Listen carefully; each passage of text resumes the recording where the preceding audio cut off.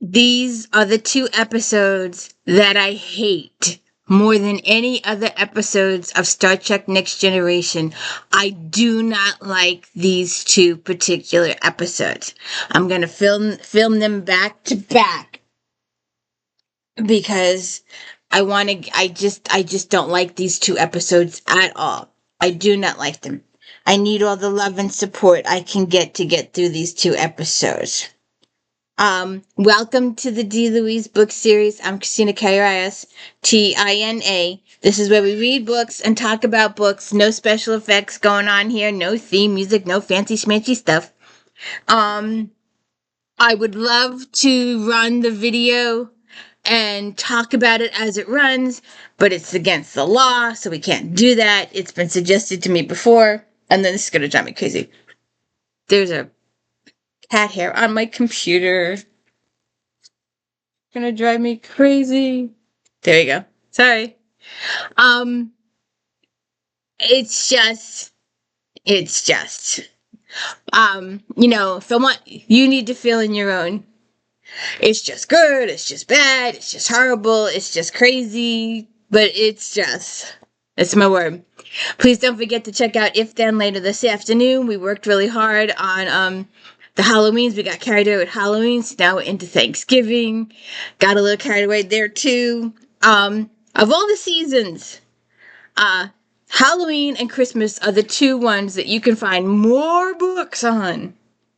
But not Thanksgiving. It's quite hard. So let's get to this. This is season 6, disc 3, episode 236, Chain of Command. If you have not watched The Quality of Life, please go back and watch Quality of Life and all the other episodes. And if you've been a fan of this podcast previously, these recaps, you know that this is the #1 video where the sound may go wrong. Fingers crossed it doesn't, but of all my videos I do, this is the one where the sound gets kind of garbled. You can tell Hewlett Packard and Best Buy they are wrong. There is definitely something wrong with my computer. It's been checked out 6 ways to Sunday, backwards and frontwards, and it still goes garbled. But the last two we've been okay with, so fingers crossed it continues. So like I said, these are the two episodes that I do not like. And if you want to know why, I will tell you later, but I think you'll be able to figure it out for yourself. And please like and subscribe the channel. I have this stupid fantasy of hitting 1,000 subscribers by Christmas. I've been at this almost 2 years now, or over a year and several months. And, hey, I'm just happy I got this far. I got a little boost over the summer, and I've been doing really good since the summer. Before that, I was sitting at 150. So this is pretty good to be up at 400. I really, really like it, as long as you people stay. So if you like and subscribe, could you just stay subscribed a while? It would really be appreciative. I have a habit of getting 10 subscribers and 5 unsub within like 24 hours. So, if you could just stay subscribed a while, it would be good. All right. So we start the episode. Captain's log, stardate 46357.4. We have rendezvoused with the starship Caro near the Cardassian border for an urgent meeting with Vice Admiral. I can't pronounce it. Nechayev.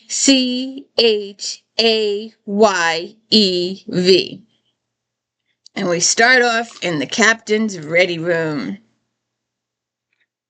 And where are we?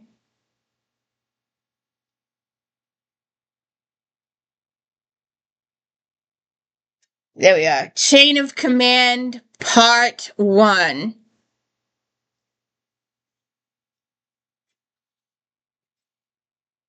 See if I can do this.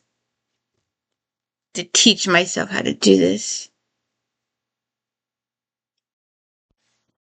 So, this lady comes in, and she goes, Riker brings this lady to Captain Picard, And Riker says, "May I present Captain Jean-Luc Picard?" And he says, "Welcome aboard, Admiral." And then she dismisses Riker, and then she turns to Captain Picard and says, "Thank you, no," he offers her some coffee or tea. She says, "Thank you, no, I'm afraid there's no time for the usual pleasantries. I am here to relieve you of command." And that's it. Relieve him of command, and that's it. Let's see if I can do this. I would like to point out, if you're still with me here, because my analytics say you've already left, but if you are still here, I would like to point out that we are in season 6 of Star Trek Next Generation. And there is still, I could back it up a couple seconds, but there is still a blank space in the credits where Will Wheaton's name would go. It's still there. After 6 seasons, it's still there. I just thought I'd point that out. Okay, so they're in the observation lounge, and this Admiral Nechayyev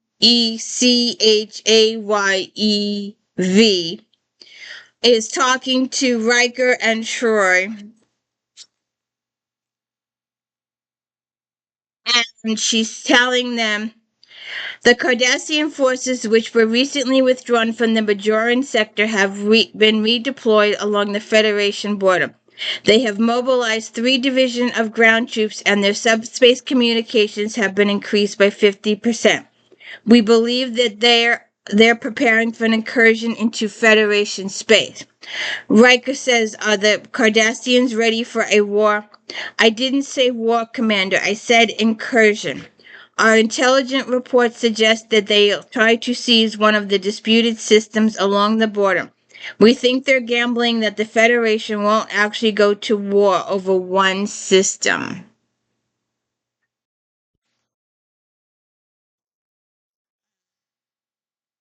Roy asks, "Will we?" And Nechayyev says, "I hope we won't need to make that decision. We have decided to send the Enterprise to meet with the Cardassian representative and open talks. We're hoping that the presence of the Federation flagship on the border will send a message to their leadership about just how seriously we view the situation." And Riker goes, "Where's Picard?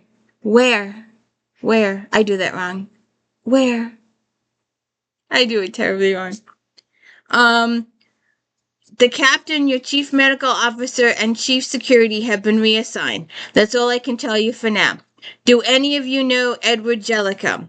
Data says he's the commanding officer of the Cairo. Riker says, "I've heard of him." "I don't know that any of us have. I'm giving him command of the Enterprise this afternoon. Captain Jellicoe helped to negotiate the original armistice 2 years ago, and I believe he's the most qualified person to lead this mission. The change of command will take place at 1300 hours. Thank you." And then, oh, there we go. There's a group shot. I missed that before, but there's your group shot of everybody in the room. Didn't even know Data was there for a long time. So then Riker's gonna have a private word. "Admiral, with all due respect, it's not necessary to give Captain Jellicoe command of the Enterprise just to conduct a negotiation. I disagree. The Enterprise will be in a dangerous situation, and I want someone on the bridge who has a great deal of experience with the Cardassians. No offense, Commander, but that's not you." Take this off. And that was my other thing. Why not Will? They've dealt with the Cardassians before. I guess she just doesn't like him. So we'll see what happens. Oh, I don't know if you noticed or not. If it can be, I think I see it when I watch the videos back. My computer, I have turned off everything I can possibly turn off, and it still happens. So if there's something else that needs to be turned off, someone needs to let me know. But the computer lighting changes during the video. It comes in and out. I have turned everything off. Don't go to sleep. turned all the batteries, saving everything off, but it's still, the lighting changes during the video several times. Okay, then we discover that Worf, Beverly, and Picard are on a secret mission in this cave. And you really can't see too much in this cave.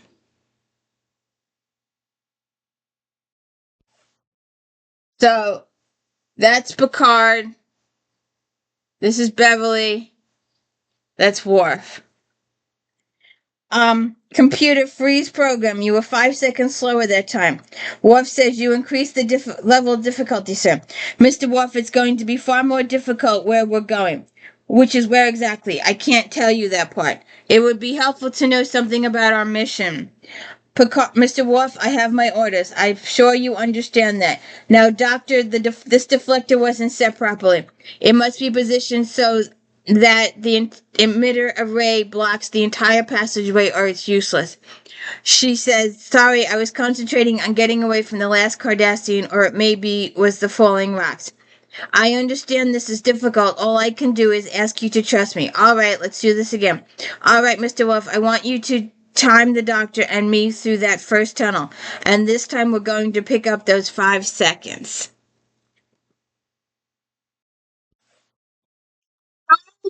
It's Kinsey from Stargate Atlantis, or Stargate SG-1, the bad guy who plays the vice president who's trying to be president and does all this assassinating stuff and deals with Colonel Jack O'Neill. That's who I see here. I know he's done a lot of other shows, but that's what I remember is him from Stargate. So this is Jellico, Jellico, and the lighting has changed again on my computer. William T. Riker, class of 57, graduated 8th in his class. I'm looking forward to serving with you, Commander. Thank you. I'm sure this change in command has taken everyone a little by surprise. Well, yes, sir.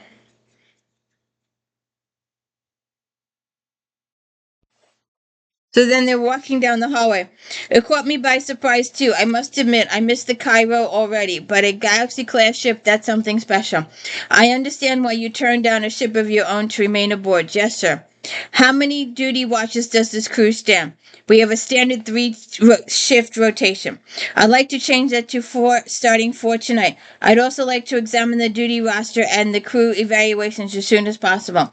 I want readiness reports from each department head by 1400 hours, and a meeting with senior staff at 15. Do you prefer Will or William? Will, sir.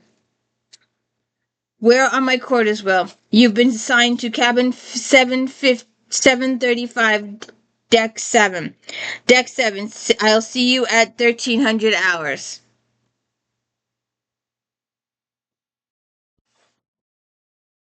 Now, I don't know why they're doing this in the observation lounge and not the bridge of the Enterprise. I don't understand that. So yeah, I know we're wearing these uniforms. Remind me of my first days at the academy. Attention to orders. Picard says, to Captain Jean-Luc Picard, Commanding Officer, USS Enterprise, Stardate 46358.1. You are hereby requested and required to relinquish command of your vessel to Captain Edward Jellico, Commanding Officer, USS Cairo, as of this date. Signed, Vice Admiral Alina Alynna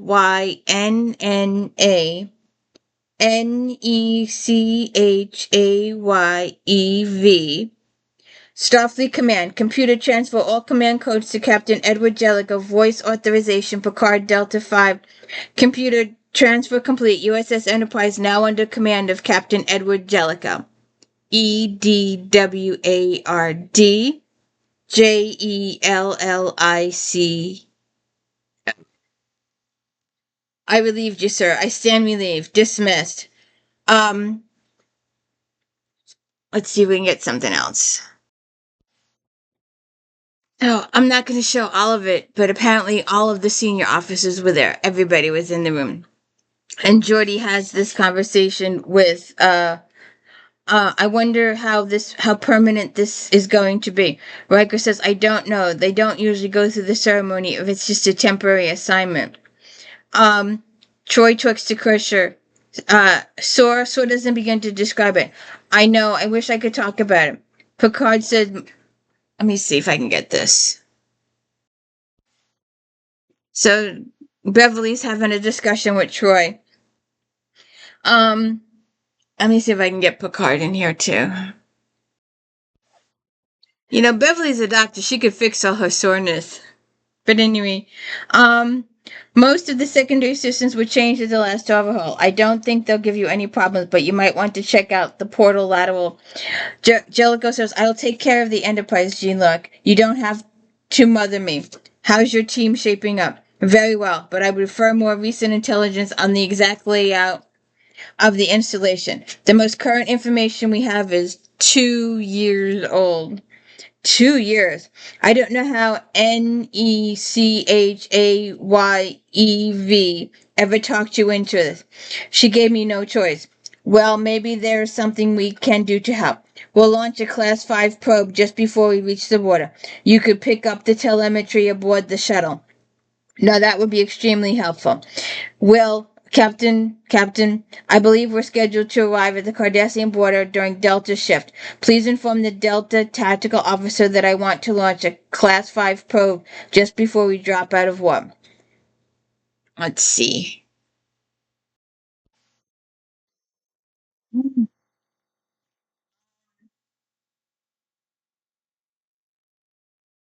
Riker says, I was actually going to talk to you about Delta Shift a little later, sir. Right. Now Gamma Shift will be on duty when we arrive, and I will tell Lieutenant. About the probe.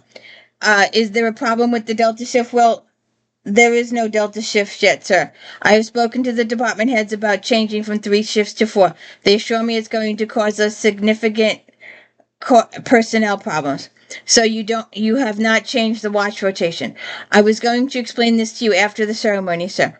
You will tell the department heads that as of now the Enterprise is on a 4-shift rotation. I don't want to talk about it. Get it done. That means Delta shift will be due to come on in 2 hours. I expect you to have it fully manned and ready when it does. Is that clear?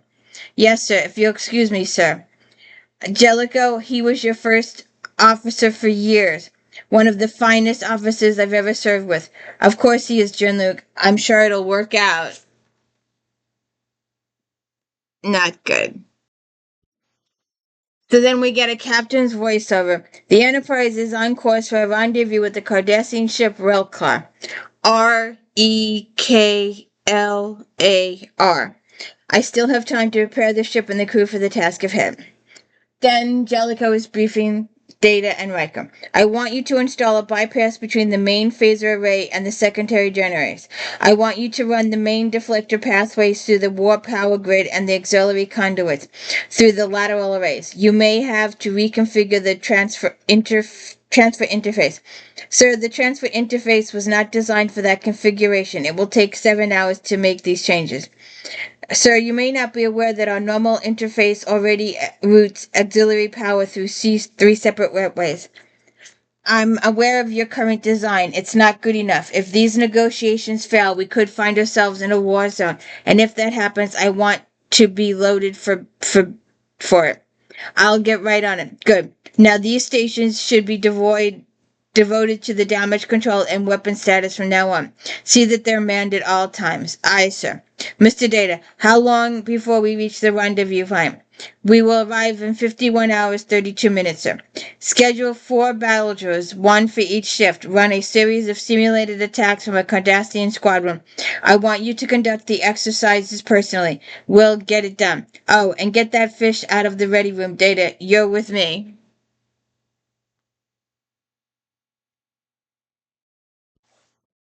So then Jellicoe was talking to Geordi. Power transfer levels need to be upgraded by 20%. The efficiency of your warp coils is unsatisfactory. Coil efficiency is well within specifications, Captain.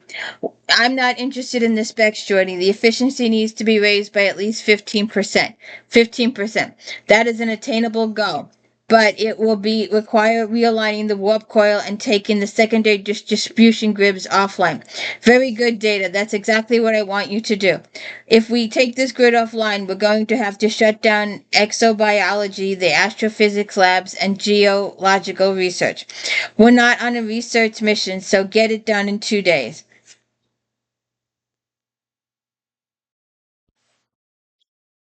So Data says, I believe that is an attainable goal. If we utilize the enterprise engineering department, there should be sufficient manpower available to complete the task, Data says. Sure, if everybody works around the clock for the next 2 days. Jellicoe says, then you'd better get on it. Geordi, it looks like you have some work to do. Data?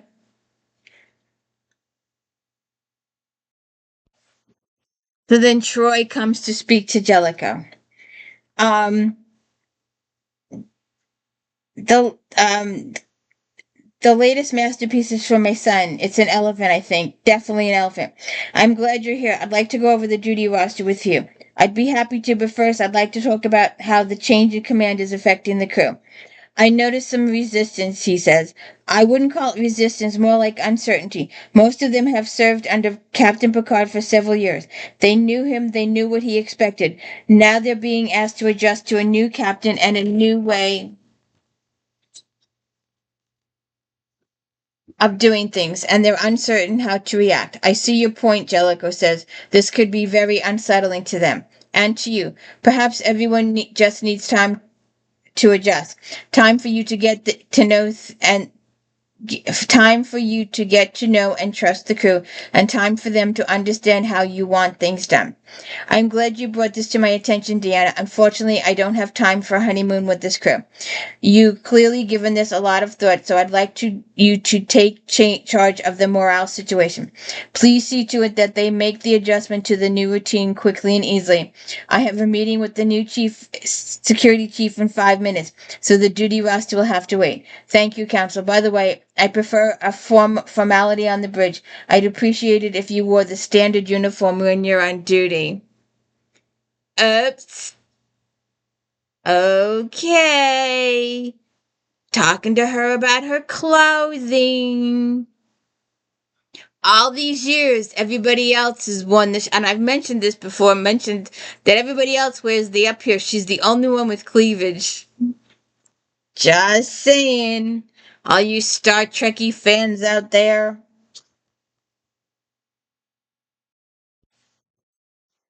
So then Geordi is talking to Riker. Commander, he's asked me to completely reroute half the power systems on the ship, change every duty roster, align the warp coils in 2 days, and now he's transferred a third of my department to security. If it makes you feel any better, you're not alone. Captain Jellicoe has made major changes in every department on the ship. Yeah, well, I don't mind making changes and I don't mind hard work, but the man isn't giving me the time I need to do the work. Someone's got to get him to listen to reason. He's not going to listen to me, Riker says. He's made that abundantly clear. Well then, can I make a suggestion? Talk to Picard. Maybe he can do something. We just need a little time. Riker's like, all right. So Riker goes to see Captain Picard, who's dressed all in black and very, very sore. Are you all right, sir? Yes, I am. The last time I had to train like this was for the Academy Marathon, but I'm managing. What can I do for you? It's nothing urgent. I'm sorry I bothered you. Good night.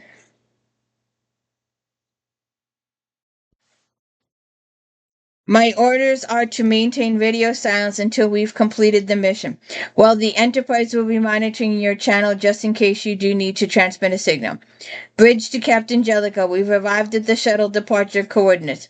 Did you launch the probe I requested? Yes, sir. I wasn't aware you wanted to be informed. Thank you. Jellicoe out. I can see why he's still only a first officer. Captain, I would just like you to know that Commander Riker is. I've read your reports, Jean-Luc. I know you think highly of him. It's not just my opinion. He's been decorated by Starfleet 5 times.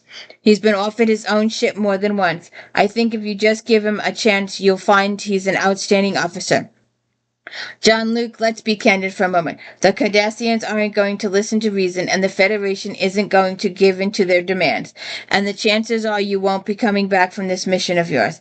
I want the ship ready for action, and I don't have time to give Will Riker or anyone else a chance. And forgive me for being blunt, but the Enterprise is mine now. Well, here's hoping you beat the odds. Good hunting. Thank you. Jean-Luc, I believe this is yours.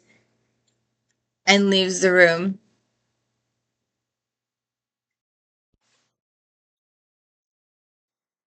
Okay, so now we're at shuttlecraft to Enterprise. We cleared the shuttle bay. Acknowledge, Feyman.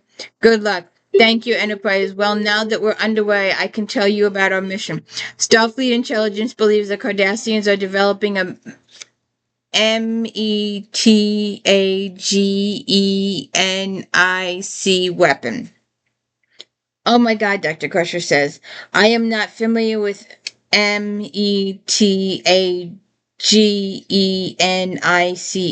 Wolf says. They're genetically engineered viruses that are designed to destroy entire ecosystems. The METAGENIC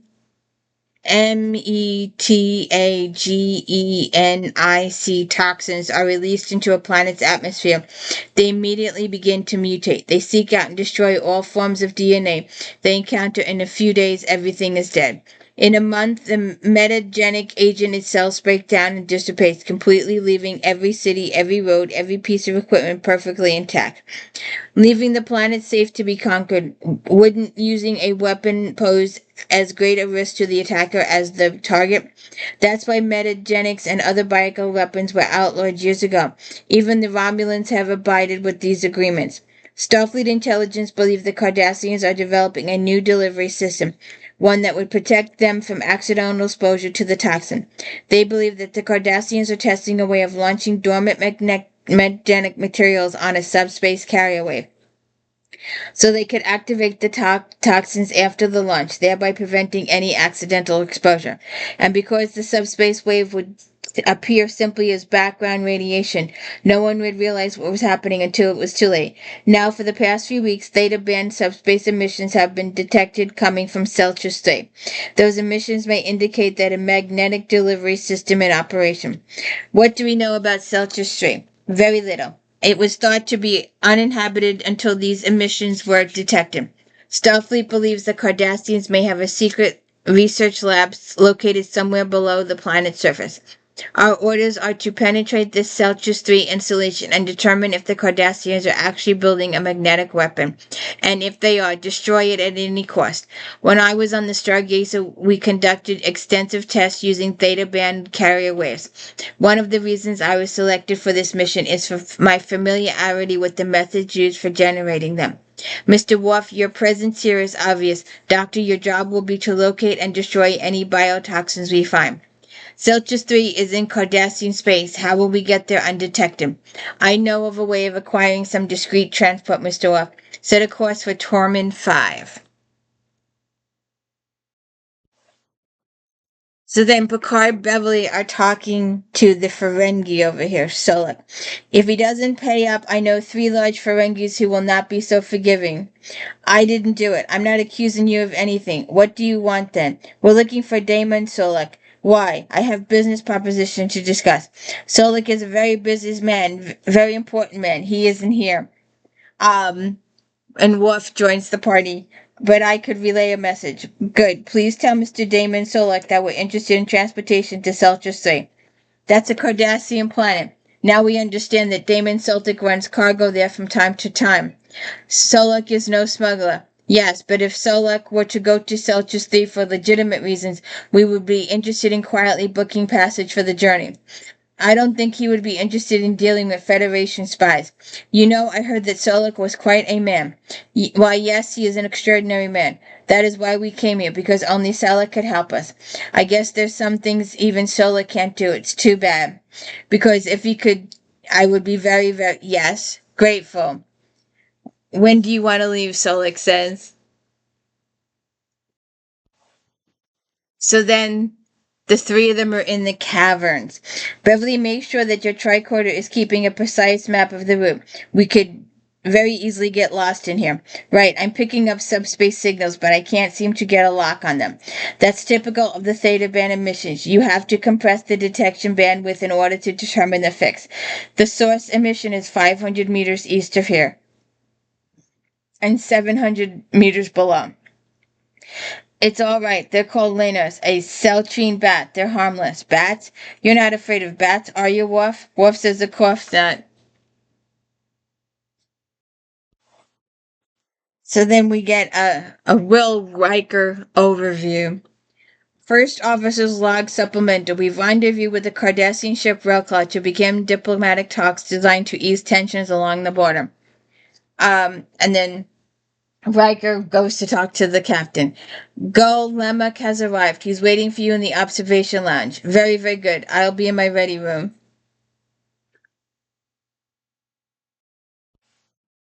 Oh, look, she changed clothes.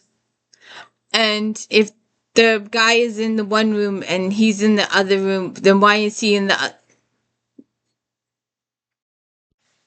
So then Troy comes in to talk to Jellicoe. Captain, I think there's a slight miscommunication. Do you want to meet with Golemic in here? No, the observation lounge is appropriate. I see. Lemic is a Cardassian, and Cardassians are like timber wolves, predators, bold in large numbers, cautious by themselves, with an instinctive need to establish a dominant position in any social gathering. So you're trying to establish a dominant position by making him wait for you? The trouble with wolves is that sometimes the fight for dominance, one of them ends up dead. In that case, the trick is to be the wolf that's still standing at the end. Like, okay. Then we're back in the caves again. The floor is over 500 meters down from here. There doesn't seem to be a way around it. We'll have to rappel from here. This is sheer granite. We'll have to use fusion patents. We could try to find another way down. Unfortunately, that could take several hours. We don't have the time. You're not afraid of heights, are you, Doctor? Of course not. Now remember to control your descent and don't get the Lang's tiles. All right. All right. Everybody okay? And they start to patrol down. So then Jellicoe meets. What is going on? I have been waiting for over an hour. I'm Captain Jellicoe. I believe you know Commander Riker, and this is Lieutenant Commander Troy. Let's get to it, shall we? This treatment is deliberate insult to Cardassian Union. I've been waiting here for over an hour. Then I'm sure you're ready to talk. I did not agree to allow others into this meeting. If that alarms you, I can ask them to leave. I am not alarmed, but we did not. A great many people are depending on our efforts here, Golemic. We do not need to quibble over my minute. I have come here to negotiate a free Federation withdrawal from the border, not to be dictated by some mere captain. I can see that you're not serious about these talks. If the Cardassian Union truly wishes to discuss peace, you can send someone who can negotiate in a civilized manner. And he leaves.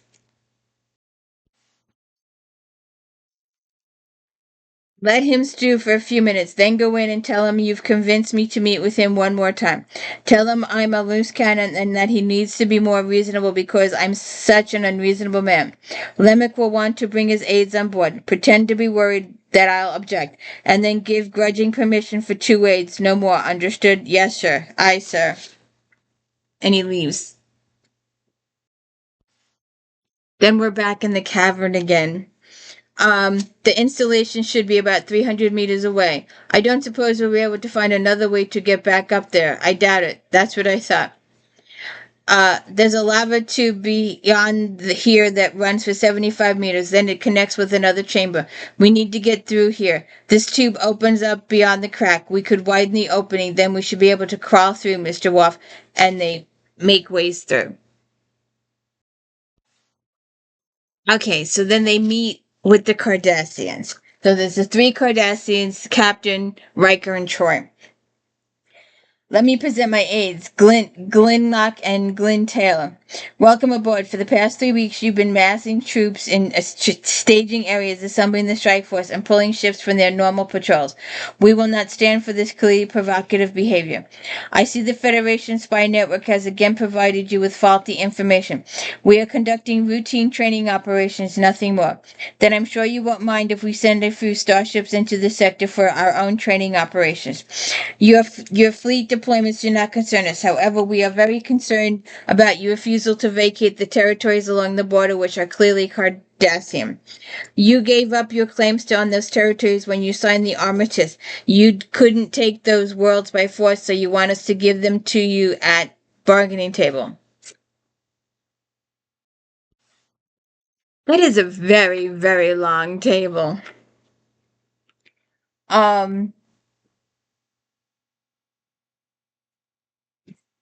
Captain, please, we should listen to them, Troy says. Galamek, as you know, the systems are still subject to negotiation by the terms of the treaty. Negotiations which we pursued in good faith. Unfortunately, the Federation has not been forthcoming. So, to speed up the process, you are preparing for war. We are preparing to defend ourselves. The Federation will not start a war. That has been your proposition. However, I heard reports that a small team from the Federation has already been sent into our territory. Of course, I don't believe it. Such an attempt would almost certainly fail, and even if it succeeded, it would trigger a very serious response on your part. I don't know what you're talking about, Jellicoe said. There's no need to worry. A short recess would seem to be in order. Very well. Where is Captain Picard? Reassigned. Well, I hope his new assignment is not too dangerous. It would be a shame if something would happen to him. Such a noted officer. Jellicoe says, yes, it would. Only a few more meters. Beverly, get out of here. I have her. Are you all right? I think so. Next time they bring up the rear, we're nearly there. Can you continue?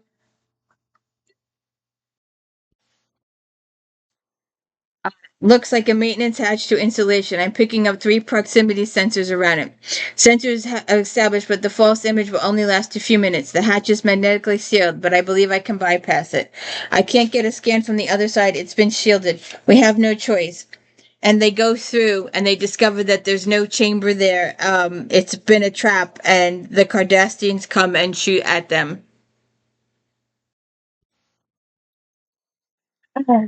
What have you got, Will? I'm not sure. We're picking up a lot of coded messages from a Cardassian planet near the border. Which planet? Celtris 3. Can you detect any Theta band subspace emissions from Celtris? There are some residual traces. It seems they were emissions up to a few minutes ago. Open a secure channel to Admiral Netcheck. Priority 2. Put it through to my ready room. Aye, sir. So those emissions you were so concerned about have just stopped. I'd say one way or another our friends have finished their task. Have you heard from our friends? No. Let me know if you do. I'd like very much to see them again. So would I, Admiral.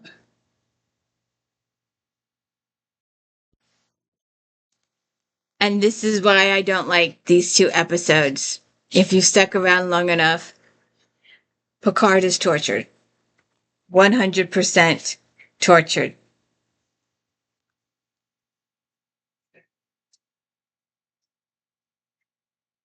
And that is the end of Chain of Command Part 1.